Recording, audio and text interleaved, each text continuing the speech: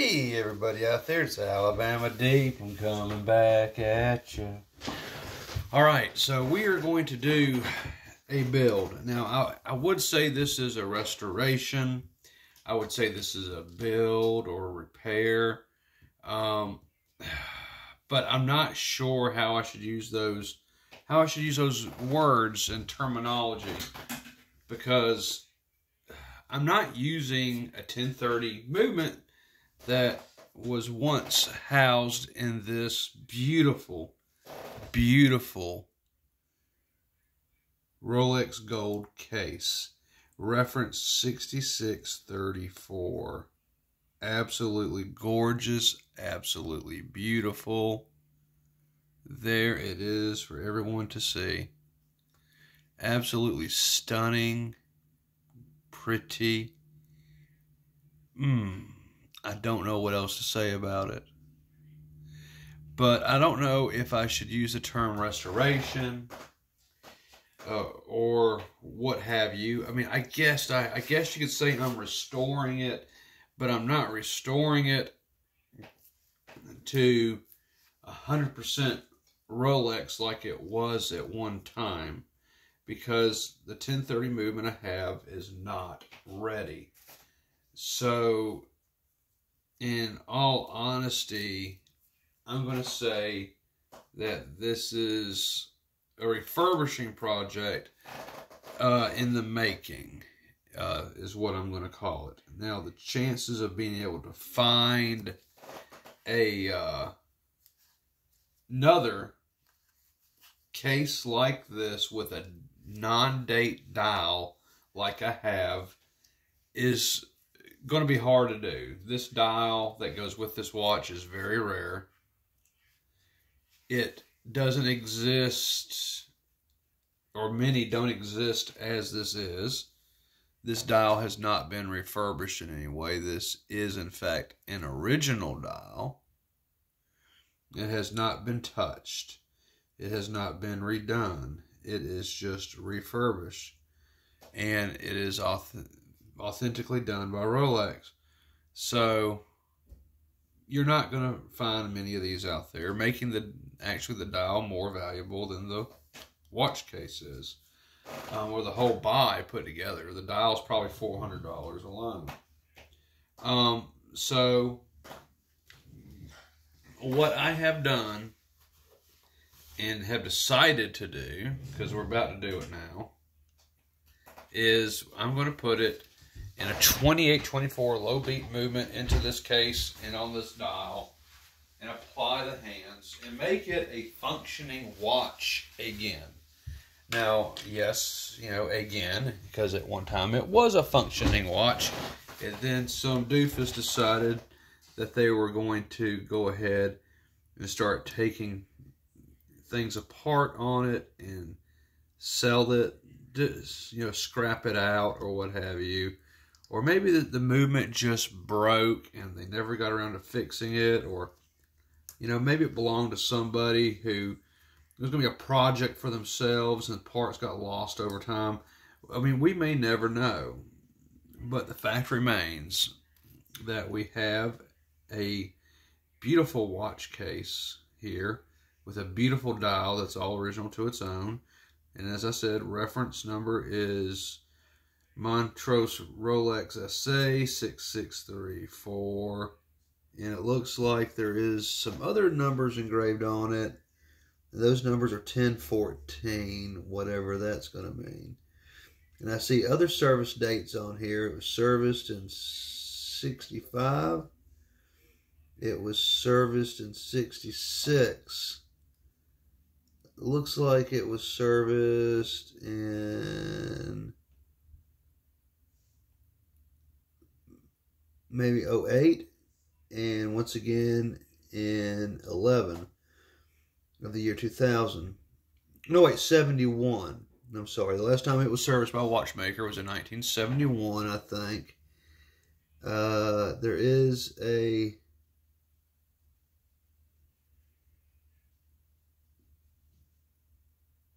Yeah, I guess it was 9/8 of 2008.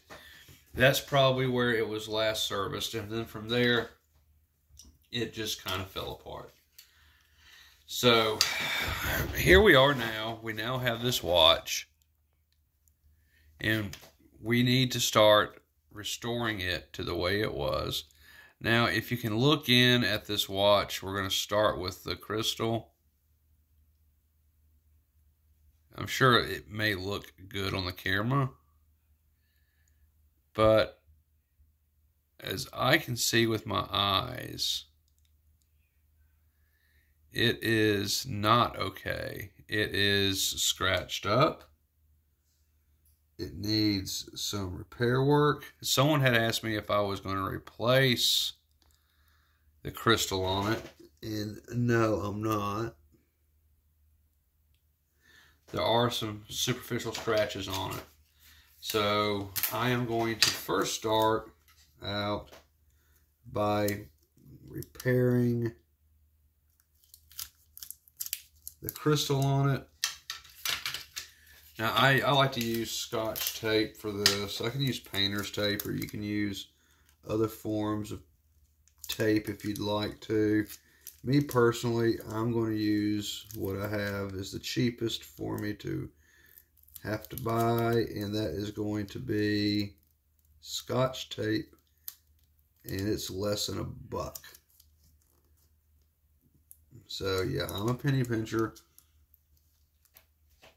when it comes to bits and pieces. So I am going to go ahead and get started. I'm masking it off the best I can, because this, I don't want to lose any gold content. I will treat it as if it's plated. Now, for those out there who do not know about the golden egg, the Rolex golden egg, those are various numbers of watch references. And what makes it a golden egg, if you do not know, is the fact that Rolex gold plated, and then Rolex actually did a very heavy gold jacket onto some of their cases, and they were like 2 sheets of paper thick, and it's actually a hard shell going around the case. It won't be on the underside of the case like a gold-plated Rolex case would be. It stops at the bottom. Okay? And with that,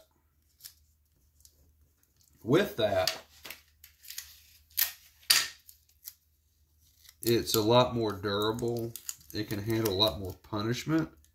It can handle a lot more polishing than a normal gold-plated Rolex case is. However, even though I know this probably really doesn't even need to be taped up, I wouldn't think there'd be too many watchmakers out there who would not want to cover this up.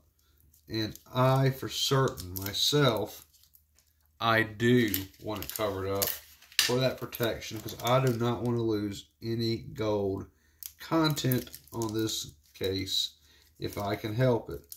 Simply because Rolex has its own foundry for gold, and it would be next to impossible for me to be able to send this off to Rolex to get it replated.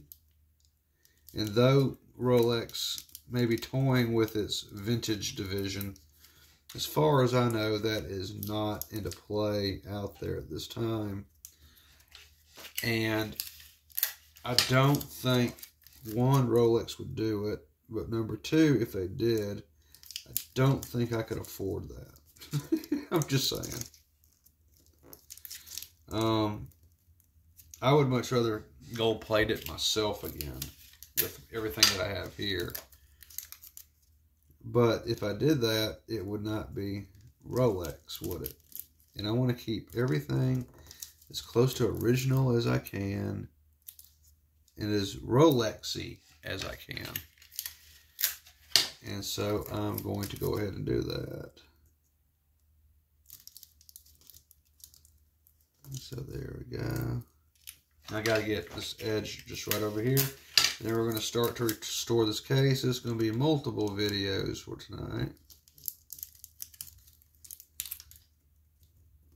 There we go. Right.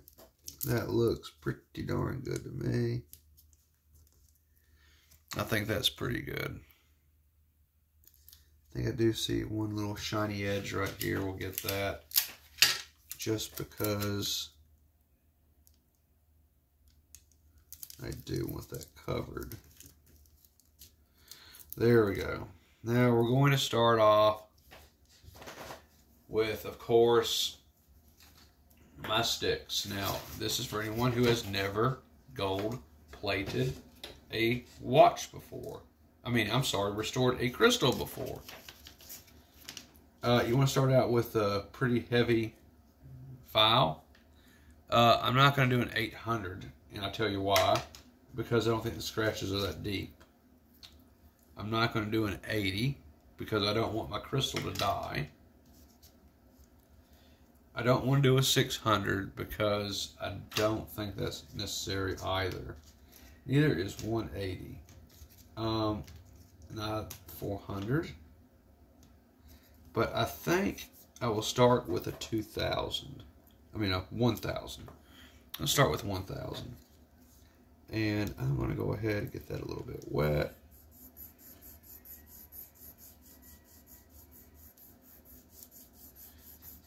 And I'm very gently going to go over this. I know what everyone thinks when they first see something like this. Oh, you're killing it. You're scratching it up. What are you doing, man? You're insane. Well, you're about to see what it's going to do.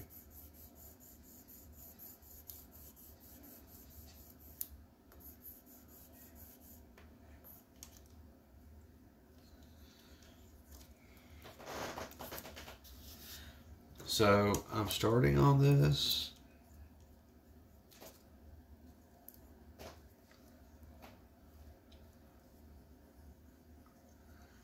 A bit more there. And let's continue with this.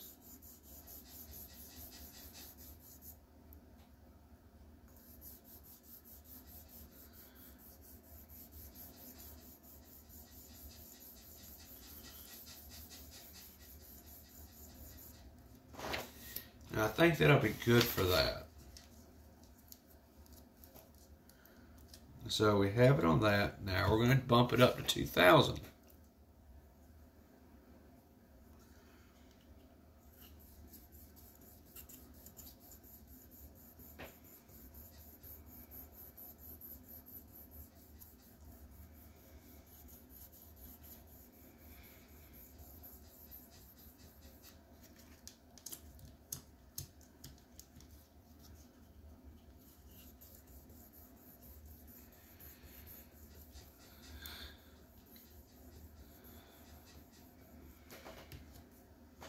So we use 2,000. Get a little bit more.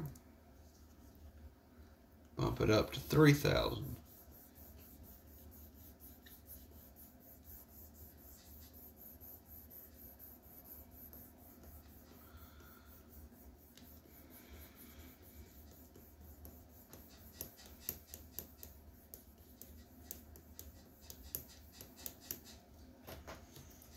Go.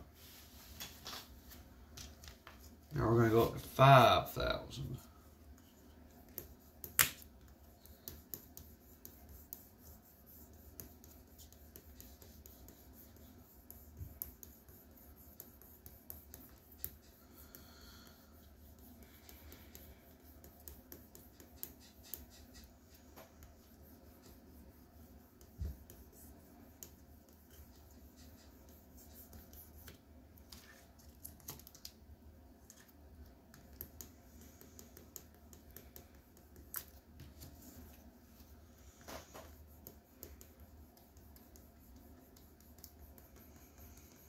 Go. Now let's go up to 7,000.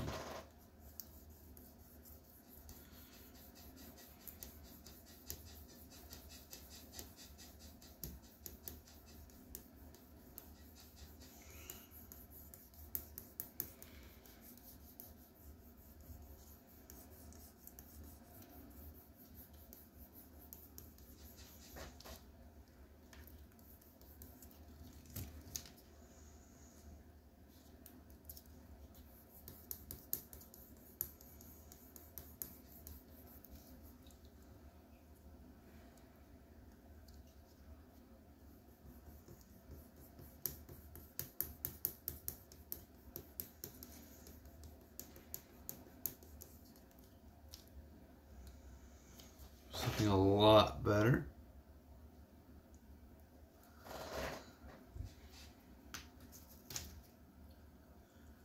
I think I'll take it back down to 5,000 again.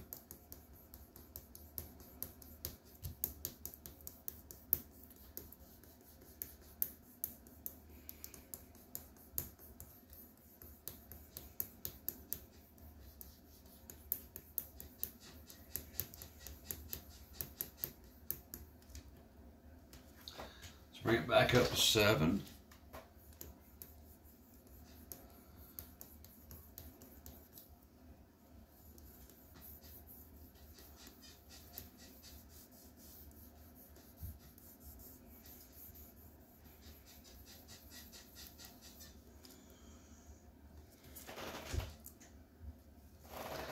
It's a lot better.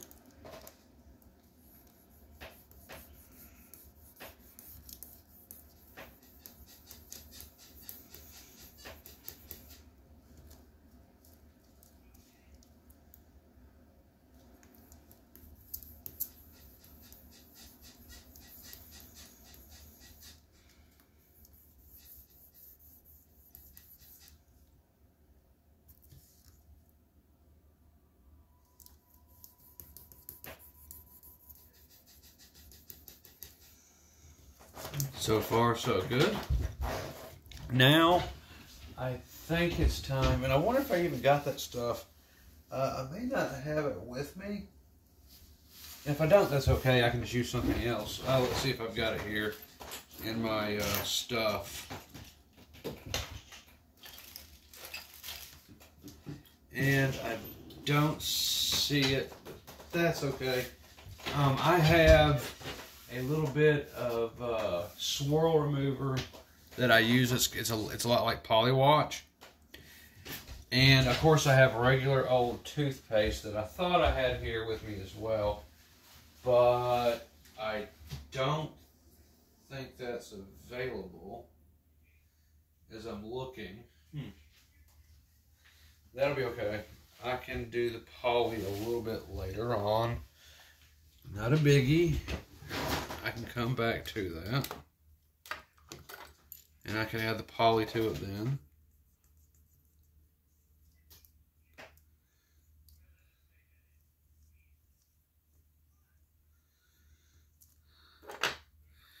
But for now, that has taken care of the scratches. They're gone.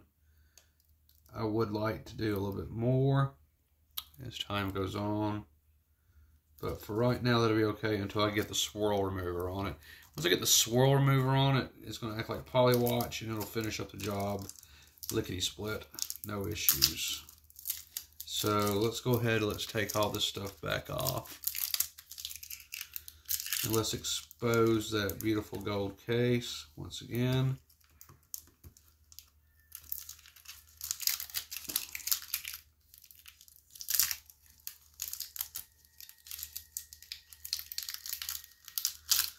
There we go. And once again, just whoo, look at that. Gorgeous. There's the back of it. Stainless steel on the back. And if you can look on the very, very edge, you see that fine line of gold? That's the gold shell. About two pieces of paper thick. And this is, of course, 14 karat gold jacket on there. It's not plated. It's a gold jacket, a shell. Henceforth, a Rolex egg. So let's take the crown off. Oh my. That crown is crooked as a politician.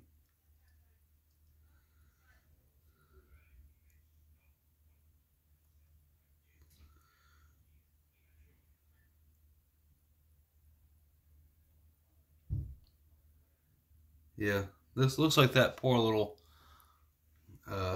stem has been through the works. Let me compare the stems.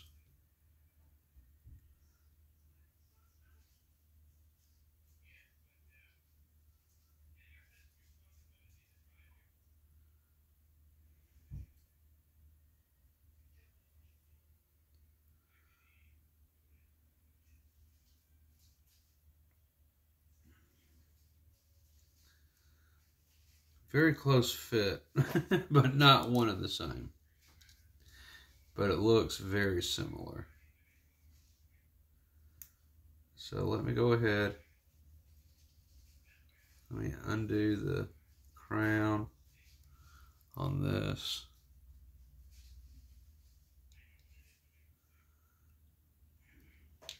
There we go. We're going to save that crown because I know it goes to a 1030. And save that stem because I know it goes to a 1030. And that may be kind of hard to find down the road. So I have it put on a piece of paper. I'm going to fold it on a piece of tape. I'm going to fold it over and I'm going to mark it 1030 on there. And then I'll know what stem that is.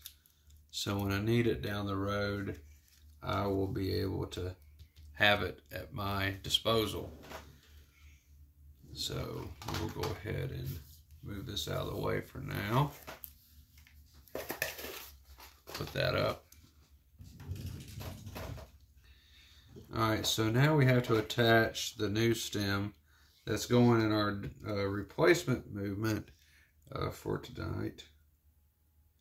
And just to let anyone know out there who's a purist, don't have a heart attack, okay? Because this is only temporary. And I repeat, it's only temporary. Until I get the 1030, move it, put back together. You know, if I decide to keep it for myself, that is. Now, I could turn around and sell this tomorrow, which I would not object to that. I've had 1 or 2 people already message me about it. They could care less what movement's in it. But that movement I have can be an option for them if they want to, you know, down the road, go ahead and replace what I'm fixed to put in it with the real deal. We can definitely do that. It's just that it's going to be very expensive to do for sure. Okay, so we have this on here. I'm just putting a little bit of pressure on it so it's in place. There we go. It is. We got the new stem on there. All right, so we're going to move the case out of the way. We're now going to bring the donor movement in. But before we do, I think it's time we decide to take a little bit of a break. I think we're about up to 30 minutes now. If that is the case, what are we up to? 23 minutes? Yeah, okay, let's go ahead and take a break, upload this, and we will come back and we will get started. The donor movement I am using tonight, however, before I end this one, and whoops, just dropped the darn thing on the floor. It shouldn't hurt it.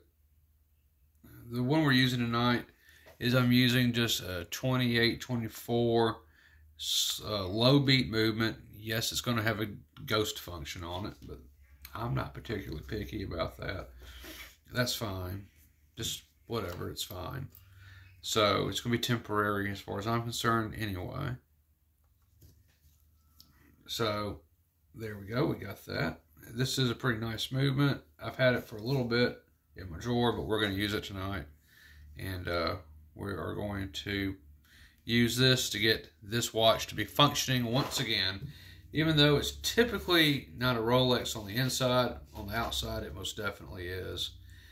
And in due time, hopefully, we can get the 1030 together and get it running.